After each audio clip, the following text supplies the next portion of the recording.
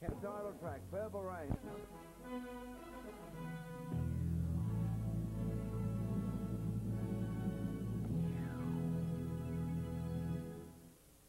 Federal and state health ministers agree on a strict, uniform approach to combat the disease AIDS.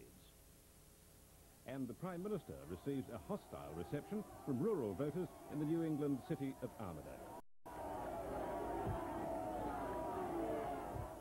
Good evening, Clive Hale with Sunday National News from the ABC. A meeting of federal and state health ministers decided to went into National Party territory today to launch Labour's rural policy. He committed a Labour government to a top-level meeting with the National Farmers Federation early next year to discuss farm costs. Mr Hawke took his campaign deep into the country, in the seat of New England, to sell Labour's rural policy. It's National Party territory right down to the pumpkin scones. But Mr Hawke was here because Labour has picked up a 13% swing in the last two elections and now needs another 2.6% to win the seat. Mr Hawke did find 15 minutes to relax by the hotel pool, but like never before, the National Party is fighting here to stem the Hawke tide. The quietness, the solitude, was about to end.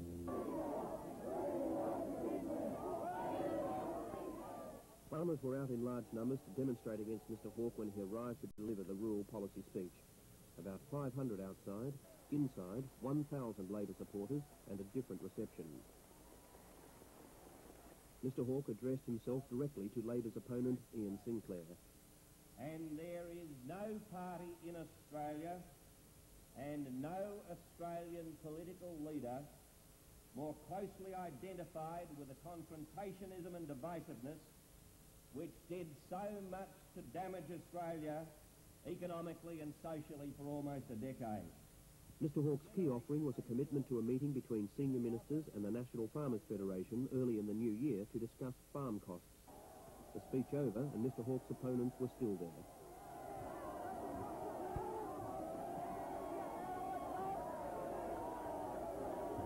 So whether or not the rest of Australia has lost interest in this election campaign, you have to admit that here in New England, they really do care. Barry Cassidy in Armidale, ABC News. Mr Sinclair has been campaigning in Queens to Armidale today to launch Labour's rural policy. Solid Labour country, the far west of the electorate of Riverina-Darling. Broken Hill voted 67% Labour in 1980, but last year that fell to 64%, allowing the Nationals to hang on. So Labour strategists hope Mr Hawke's visit will tilt the scales. The Prime Minister turned up at a Christmas concert for the elderly, a ready-made audience of about 600, and spoke to them about issues such as the assets test, and then on to the Barrier Industrial Council for his second performance. There he revealed he'd set a personal goal before the last election to destroy the notion that Labour couldn't manage the economy. Now his second goal, in a second term, to destroy the notion that Labour is a high-tax party. I am 100% confident that our performance in the next term will see Labour recognised by the commentators and by the opinion polls as the party most likely to get taxes down and to keep them down. The rest of Australia could wait well into the night for results from Broken Hill. While Mr Hawke was here, public servants met on the New South Wales superannuation dispute and voted to boycott work at polling booths on election day. Barry Cassidy in Broken Hill, ABC News. The coalition parties today released their... Hundreds of cane growers from Queensland and New South Wales gathered outside Roma Street Station this morning to await the arrival of the cane train. Its cargo was cane growers from the far north, pilgrims determined to bring the bad news of the sugar industry to the nation's doorstep. The Cane Growers Council says that at least 500 people arrived in Brisbane. And the Prime Minister warned today in Brisbane that public housing would be a prime target for expenditure cuts under a coalition government. Mr Hawke's first stop was Redcliffe Bowling Club. Minutes before he arrived, this anti-abortion demonstrator was taken away by police when she ignored instructions to stay outside.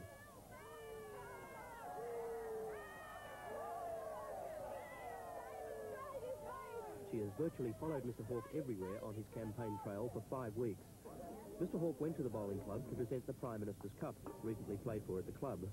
The Prime Minister himself took up an invitation to try out, but succeeded only in denting his image as an all-round sportsman.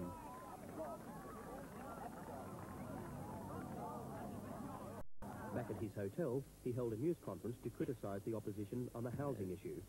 I want to issue a warning that I believe the coalition parties, if given the opportunity, would rip the heart out of the housing industry in Australia. It's got to be appreciated, we're now just 10 days away from a federal election, and still the opposition parties have not presented a housing policy to the people of Australia. Mr Hawke claimed the opposition was deliberately vague so that it could slash housing spending if elected. Barry Cassidy in Brisbane, ABC News. New Zealand.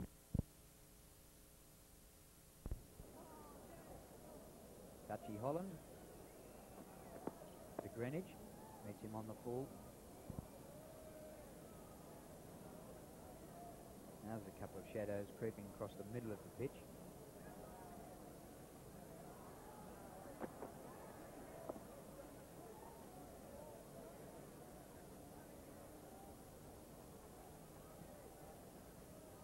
Well, Holland's getting it up there. He's making Greenwich think about it, stretching forward. No spin available there, or evident at any rate.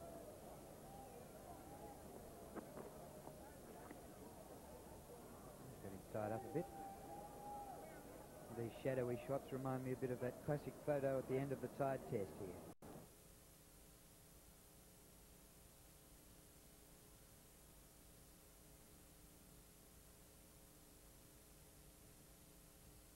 That's where we leave the cricket for today. We'll resume our telecast of the second day's play in the second cricket test from the Gabba Ground in Brisbane at 11:55 tomorrow. Here now is the national news.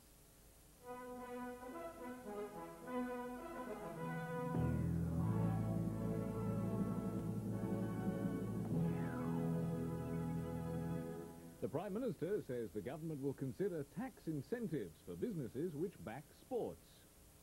While Joel Garner takes his 200th Test wicket at the Gabba. Good evening. National Television News with Richard Moorcroft. The Prime Minister, Mr Hawke, and the Treasurer, Mr Keating, took their campaign today to Sydney's business community. The Labor Party and business were together at Sydney's plush Regent Hotel. The message from the government was one of optimism, with Mr Hawke talking about a new era of growth, development and prosperity. But he said he had deliberately avoided overstating the position during the election campaign. He'd only made claims about which he was absolutely certain. To put it bluntly, Australia and Australians have been hoaxed too often. And even though I believe my government has the best story to tell for many years, I will have no part of needless exaggeration. The Treasurer, Mr Keating, had earlier conducted the preliminaries with an attack on the economic competence of the opposition leader, Mr Peacock, saying he has never heard talking about growth, inflation, investment.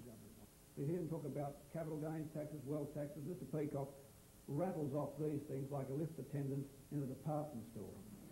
Instead of Manchester clothing, drapery and crockery, we're getting capital gains, estate duties, wealth taxes and the rest.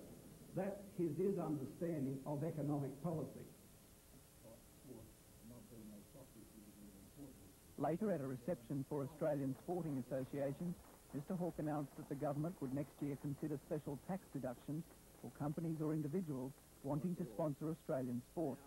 Under present tax deductibility arrangements, sport is discriminated against compared with other areas of leisure activities such as the arts. At present, major sports sponsors can claim advertising costs as deductible tax concessions when they relate to sports promotion. But individuals who may wish to promote Australian sport in such individual endeavours as America's Cup Challenges and other major sporting events can claim no such deductions. Mr Hawke also announced a new sports talent plan to help young athletes compete overseas. He said under a Sports Aid Foundation, $3.5 million would be spent in 1985-86 for athletes and coaches to get the necessary international experience. Brian Biggs, Sydney. The opposition leader, Mr Peacock, is campaigning on the other side of the continent. In Perth, the opposition leader took the opportunity to trot out his estimates. We're both campaigning in Melbourne today. Mr Hawke toured marginal electorates in the suburbs, and Mr Peacock concentrated his efforts in the city. On your mark. Get set. The start of another day on the campaign trail, a campaign that is now well into the home straight. Mr Hawke joined hundreds of children at a little athletics meeting at East Burwood in the marginal electorate of Deakin, and for a while the events of the day took second place. side of the track, please, boys. Work your way across. Then it was on to a Labor Party barbecue at Jells Park in Waverley. Even Mr Hawke seemed surprised by the large roll-up of party faithful, causing him to remark that although the party often had its problems in Victoria, it managed to come together at election time. There were some nuclear disarmament demonstrators in the crowd, and Mr Hawke told them that they should be pleased that the Russians and Americans had stopped spitting at each other and were now prepared to talk. And he said his government had done more work on disarmament than on any other issue. And you are entitled to go into 1985 with a greater hope and a greater confidence that we will be living in a peaceful world than you had when this government came to office, and we claim some of the credit for that change that is taking place in the world. Mr Peacock spent the morning wanting... If Mr Peacock had his way and abolished the Arbitration Commission. Mr Hawke's only public engagement today was to open Victoria's Pacific School Games at Olympic Park. An hour or so later, he was in front of the media again at the Hilton Hotel to talk about what he called the sleeper in this election campaign, Mr Peacock's promise to abolish the Arbitration Commission. This is a recipe for industrial relations chaos and disaster in this country. It's a strange thing. There's only two people in Australia that seem to want to abolish the Arbitration Commission, and that's Andrew Peacock and Norm Gallagher, which I think tells you something about the prescription for industrial relations chaos of Mr Peacock and his Conservative companions. Tomorrow, the television debate takes the two leaders to the National Press Club in Canberra. Barry Cassidy in Melbourne, ABC News.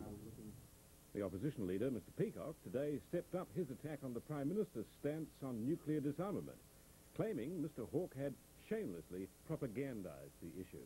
Mr Peacock was addressing the annual general meeting of the Young Liberals movement in Melbourne. Mr Peacock had returned to the forum where he began his political career, and he was given a standing ovation.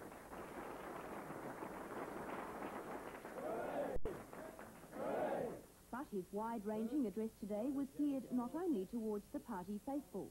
As the nuclear disarmament issue gains growing prominence in this campaign, Mr Peacock sought to highlight his party's efforts in that area.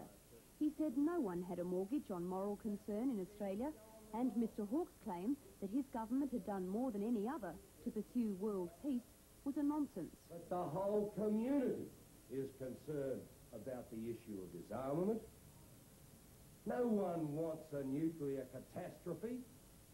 And the prime ingredient, I can speak with greater authority on this than any man practising in politics today, a longer period of foreign policy than anyone in the Parliament.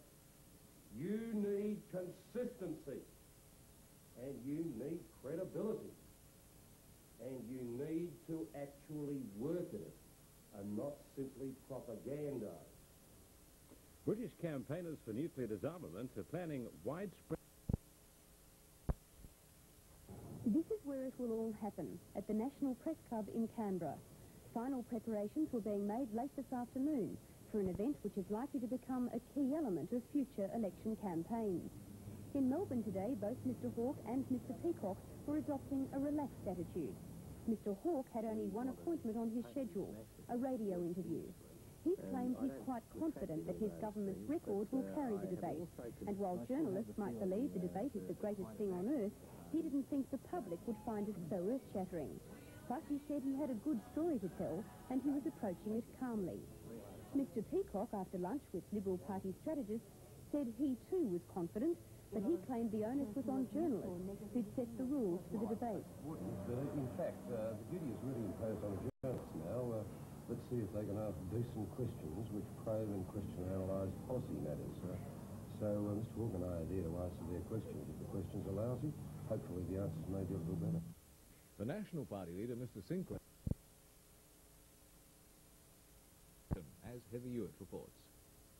The opposition leader prefaced his comments at a news conference by saying they applied only if the allegations were proved correct.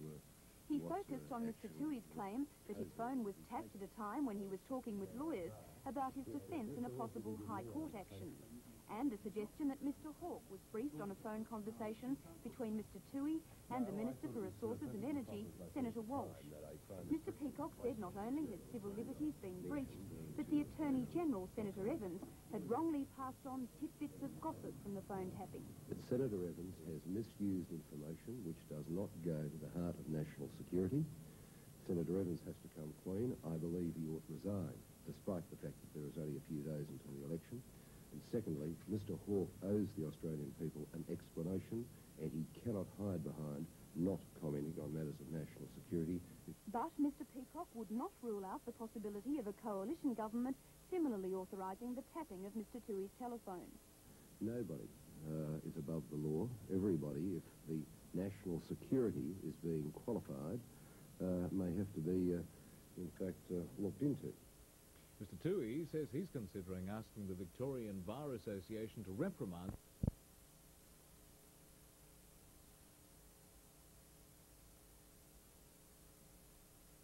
opposition leader.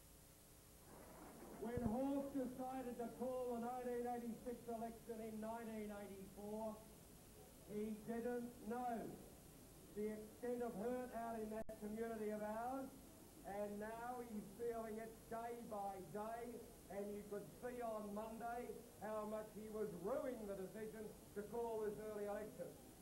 You can't treat Australian people with contempt and rely simply on your ego and appeals for trust and not enunciating any program for the next 3 years. Or do it, and you'll do it to your peril. So, Mr Peacock has geared up well and truly for the home stretch of this campaign, and with or without Monday night's debate, the response he received here today can only give him even more confidence. In Sydney, Heather Hewitt. The Prime Minister was also... The Morgan Gallup poll taken at the weekend shows a 1.5% swing to Labor. Mr Peacock has concentrated his efforts heavily on Victoria in this 7-week election campaign, and today was to be no exception, as he did a sweep of marginal seats, taking in a home for war veterans on one side of the city and a shoe factory on the other. From the first days of the campaign, he's claimed the Liberals could pick up 10 seats here, and as it enters its final stage, he's held firm to that prediction. But as Mr Peacock was campaigning, the first editions of Victoria's afternoon newspaper, the Melbourne Herald, were hitting the newsstand, carrying an unprecedented message in the paper's history. The editorial on the front page said, and I quote, "We think the Hawke government deserves to be returned this Saturday." The strength and timing of the editorial from such a traditionally conservative newspaper dismayed Liberal Party strategists, but at a news conference, Mr Peacock was putting on a brave face. I know the feeling and the pulse of the people out there, and the writings of one editorial writer compared to the feelings of a community, I'll take the latter any time. And now the last of our special reports on New South Wales. With his enthusiasm and vigour, the media scored him a winner during the first week because he managed to get taxation off and running. We won't have a bar of capital gains in this country. But still the crowds flocked to Mr Hawke, and along the way new figures on the economy helped his cause. Mr Peacock continued to campaign hard, but commentators who were praising his performance in the first week were now, at best, admiring his courage, his grace under pressure. Then the policy speeches. Mr Hawke promised more of the same and asked to be judged on his economic record. Mr Peacock said that wasn't good enough. More should be known of what Labor intended to do, and he threw in sweeteners, income splitting and childcare rebates. And in the final week, the great debate. Blackouts and was halted just short of residential areas in O'Connor. There'll be a full report on the fire in the national news at 7 o'clock. The fire situation in southern New South Wales persisted today. Budget cuts to the CSIRO last year curtailed funding for the Aquarius project, which was set up to investigate aerial firefighting. Researchers have been unable to continue experiments using large aircraft because of a big shortfall in funds. The CSIRO's Forestry Research Division also hopes to obtain funds to set up a national bushfire research unit. The head of the division, Dr. Joe Landsberg, says long-term fire research is essential to develop better firefighting techniques. I believe that it would be highly desirable if the federal government came to the party and provided a lot more funds for this type of research, because it is important to Australia as a whole. And if it doesn't, you'll have to scrape together the funds from wherever you can. That's right. The minister responsible for the CSIRO, Science Minister Barry Jones, was unavailable for comment today. Meanwhile, 3 National Party MPs have condemned the decision to scrap funding for Aquarius. The New South Wales opposition spokesman on agriculture, Ian Armstrong, the federal member for Riverina Darling, Noel Hicks, and the federal member for Gilmore, John Sharp, described the move as criminal after visiting the fire-ravaged Cobar area in mid-west New South Wales. They've also attacked a plan to sell surplus Grumman tracker aircraft to France. Well, we're concerned that the federal government's going to be selling the Navy's tracker aircraft to France for firefighting purposes. And we believe that Australia needs those aircraft just as much as France or any other nation needs for that matter. And the experiences that we're seeing in Victoria and New South Wales with the current bushfires just highlights the need for firefighting techniques and resources for our bushfire fighters. Mr Sharp said the sale should be stopped. He and his colleagues have called on the Prime Minister, Mr Hawke, to retain all surplus aircraft for firefighting and to urgently provide continuing funds for Project Aquarius. Members of the Hospital Employees Federation employed at the Woden Valley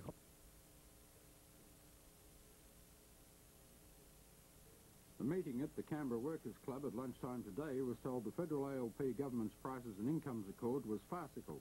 Speaking to union members, HEF Secretary Mr Hedley Rose said the federal government had been making secret wage rise deals with people like flight engineers and flight attendants, while denying the vast majority of lowly paid unionists a wage rise.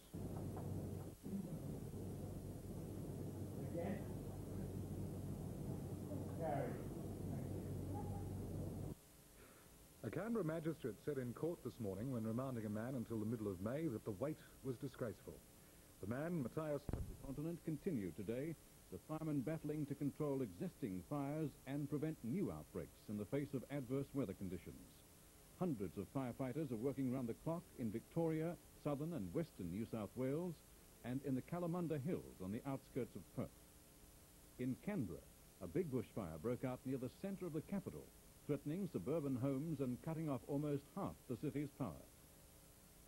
It was just after 3 o'clock when a pillar of smoke in bushland between Canberra's city centre and the residential area of Belconnen alerted residents to the 6th major bushfire in Canberra in less than a month.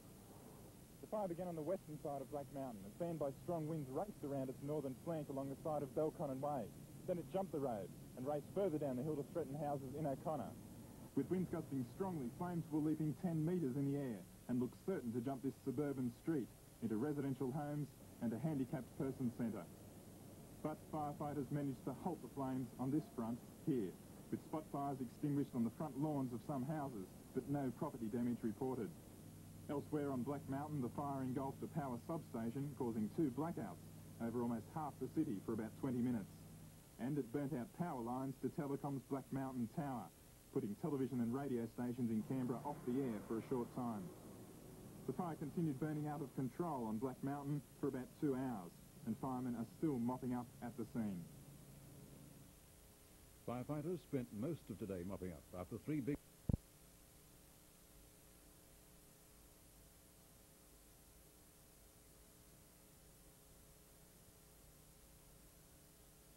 and savings in unemployment benefits. The federal court has fined the Mobil Oil Company $50,000. Something very special emerges. Fresh to gusty at times on the coast. Maximum temperatures were 1 to 6 degrees below average and still no rain.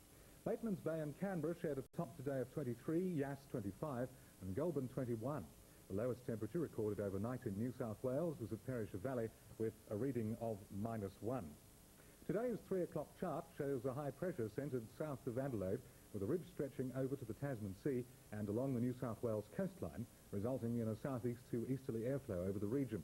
Over to the west, a frontal system approaches Western Australia from the southwest. This can be seen by the clouds shown on the satellite photograph, stretching from the southern tip of Western Australia out into the Southern Ocean. This front is expected to weaken and move southeastwards.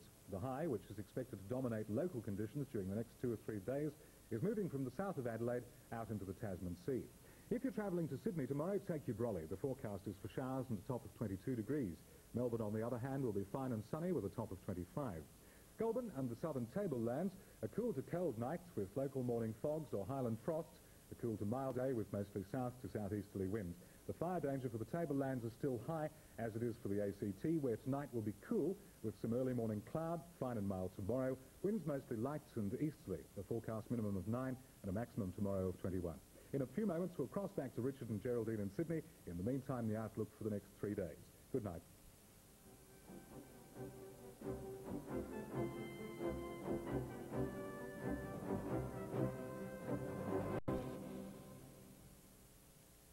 Now, the main stories of the day.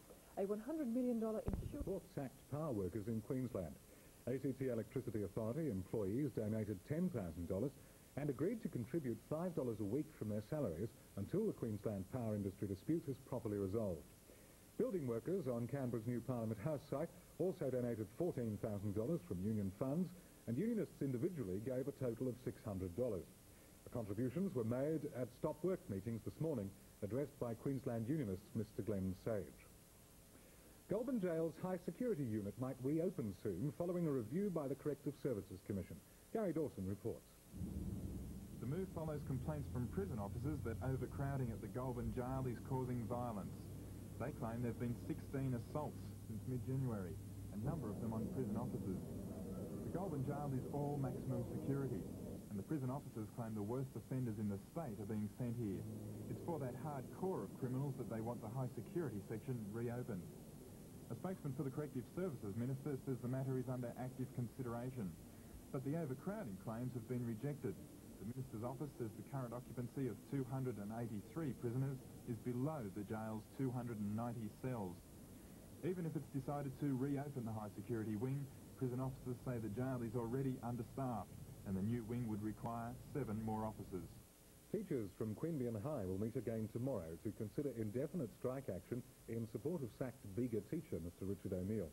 The teachers held stop work meetings this morning and reaffirmed their support for Mr. O'Neill, who's been dismissed for refusing a transfer. The Public Service Board Task Force on Repetition Strain Injury began 2 days of public hearings in Canberra today.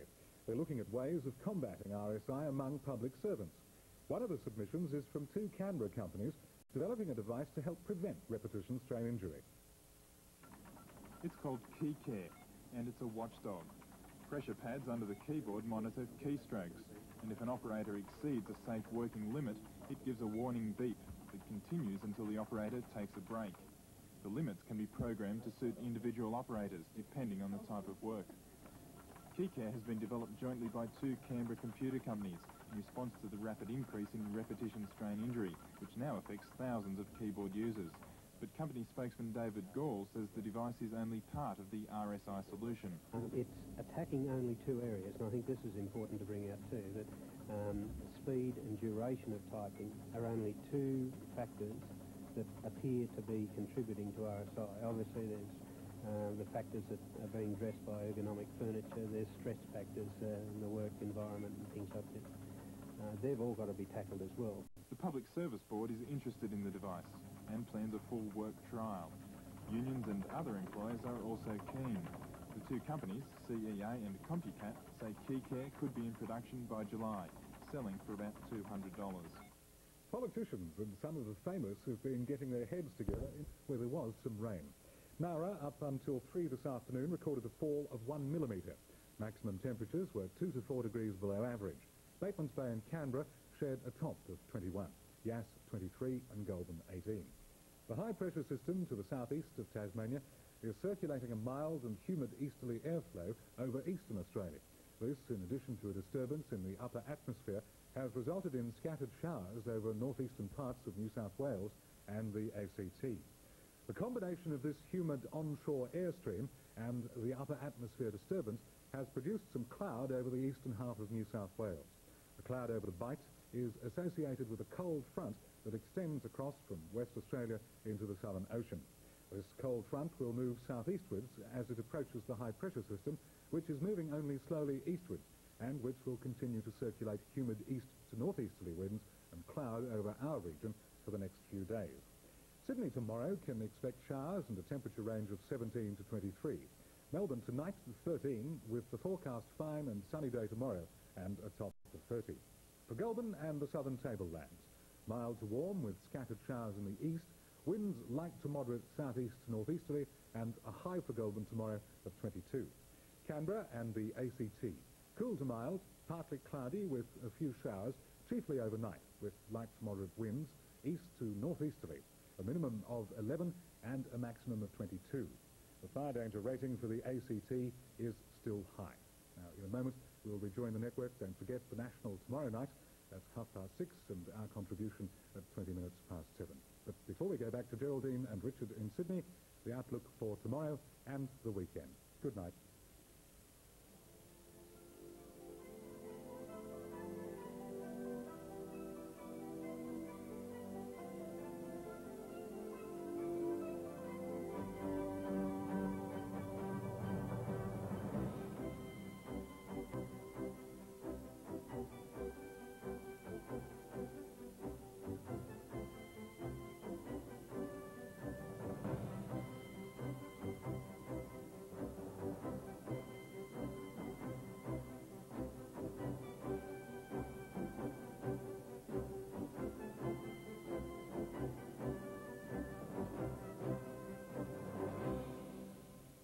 Now, the main stories in the news tonight.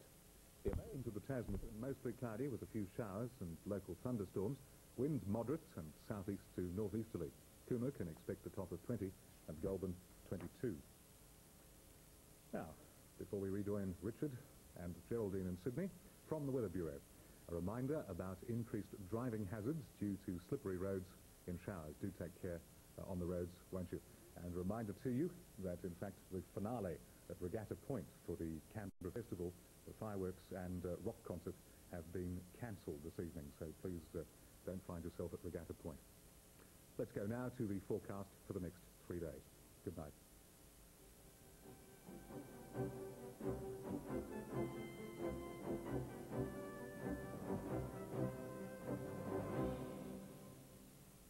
Right, now today's main stories. High in the Tasman. Sydney tomorrow can still expect the southern tablelands is for a cool night with a few early fogs followed by a mild day with a few showers and the chance of an isolated thunderstorm. Cooma can expect a top tomorrow of 21 and Goulburn 22. For Canberra and the ACT, scattered showers this evening with a chance of a thunderstorm. The showers should decrease tomorrow. Winds will be mostly light and northeasterly. Good night.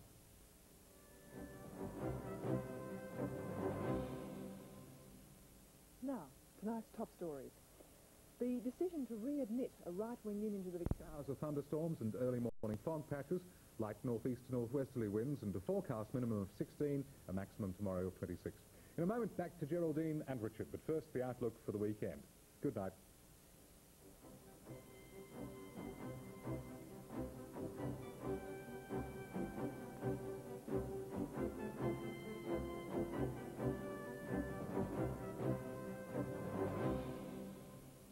Now, tonight's main stories.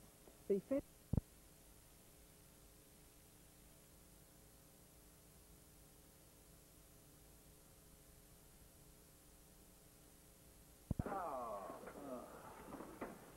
Welcome to the oven, Hansel. I think I'm ready to be basted. 11 o'clock. A landmark on the shores of Lake Burley Griffin. This report from Nina Fadala. The fire broke out about 7 o'clock in a section undergoing asbestos removal. The section had been sealed off with plastic for the work, and that's apparently hampering the firefighters who are being forced to use breathing apparatus. At least one fireman has been injured.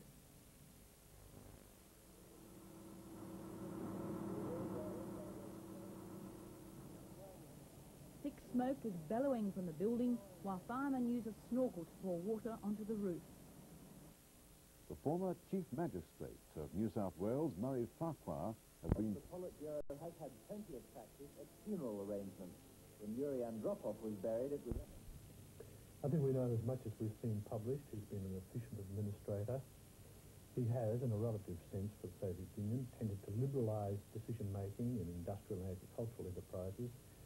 Where he had administrative responsibility, he made his name there. One tends to conclude that, again, relatively, he's probably more liberal, prepared to be more exploratory, and is somewhat younger than his predecessors.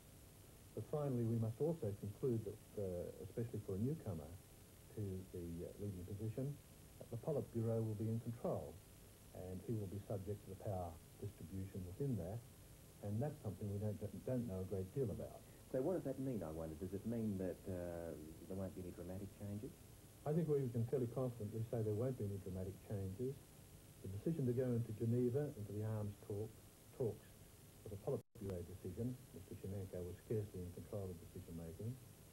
Within the Politburo, there are some uncertainties. For instance, there is quite substantially based speculation that Mr. Romanoff was a challenger for the position that Mr. Gorbachev now has.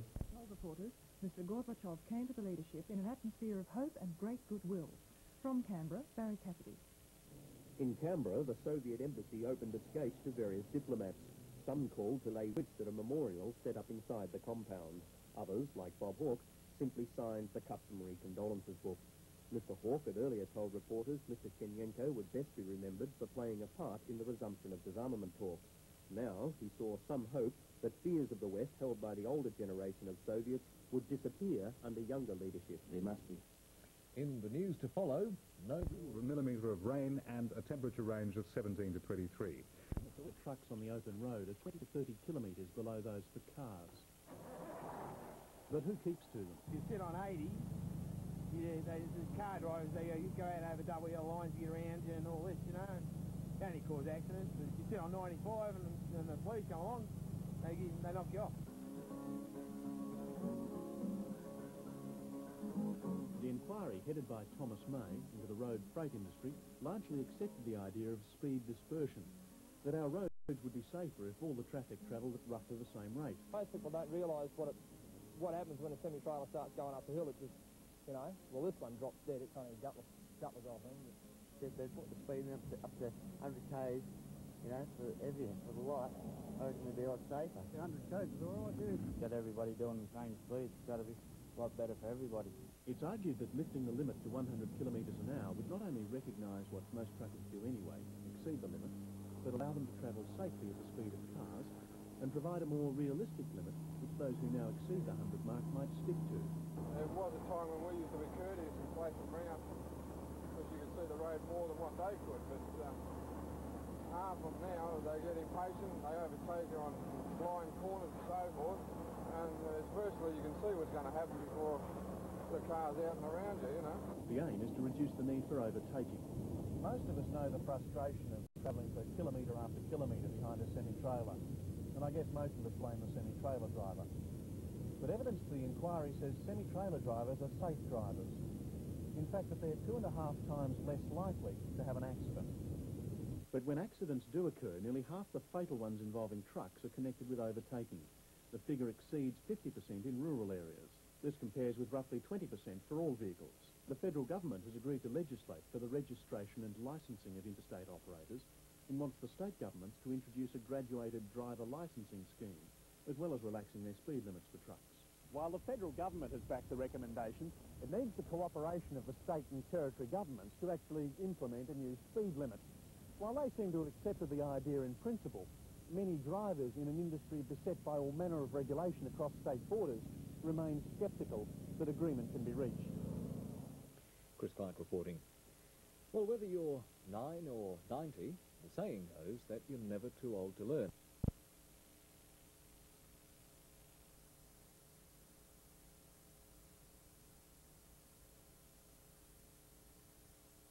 Temperatures quite variable today. They varied from, well, 2 to 3 degrees above the normal in the northeast, and not surprisingly, 31 was recorded in that area to be the state maximum at 4 centres at Lismore and the Willumbar at Jerry's Plains and at Scone.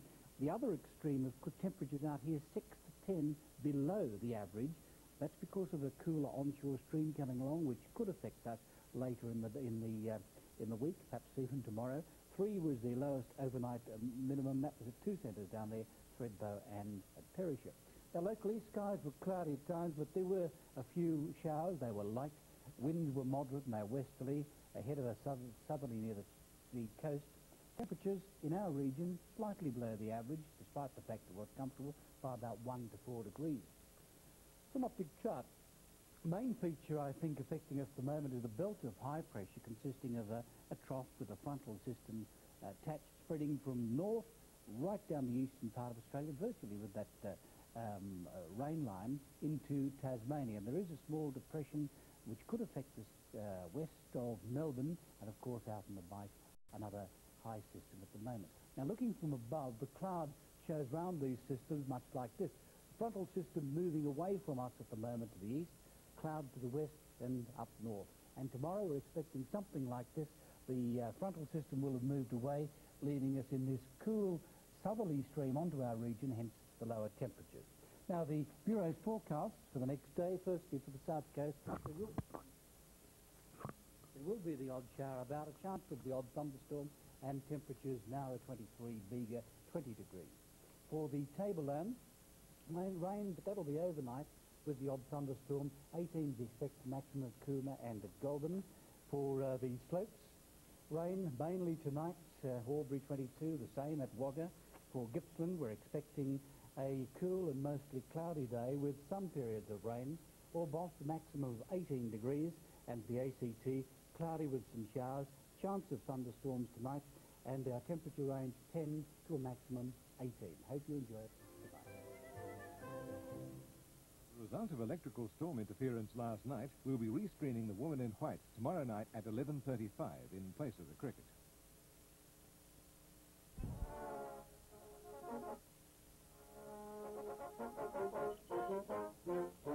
The Canberra Youth Orchestra is hoping its music can ring out across Vienna in July at the 14th International Youth and Music Festival. The orchestra is the only Australian group to be invited to the prestigious gathering, but to take the 75 young musicians will cost more than $150,000. The ACT House of Assembly has refused to help, and despite some frantic fundraising, they're still well short. We're asking for $60,000. We've been refused grants twice, but we have in fact in 11 months raised $60,000 already, and we can see ourselves raising another $35,000, but that still leaves us a fair way short. The orchestra says its members are the only group of young Australian musicians touring overseas during International Youth Year. The last two times they went, in 1974 and 1980, they received government support.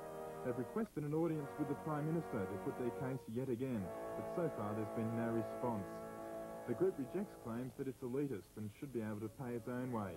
It says even with government support, individual members will have to put up more than $2,000. And so to Rugby League. And Canterbury's dynamic fullback Mick Potter has had his right hand put in plaster and will be out of the game for at least 6 weeks. Northwest to westerly winds. Canberra can expect an overnight minimum of 12 degrees and a top tomorrow of 26. And that's it from us in Canberra this evening. In a moment, back to Geraldine and Richard. Good night.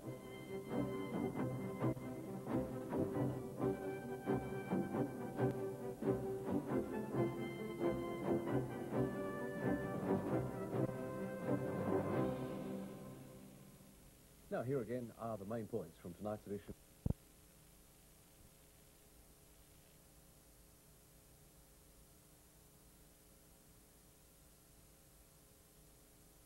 Expensive artworks and artifacts, perhaps smuggled from all parts of the globe, jewelry, meals.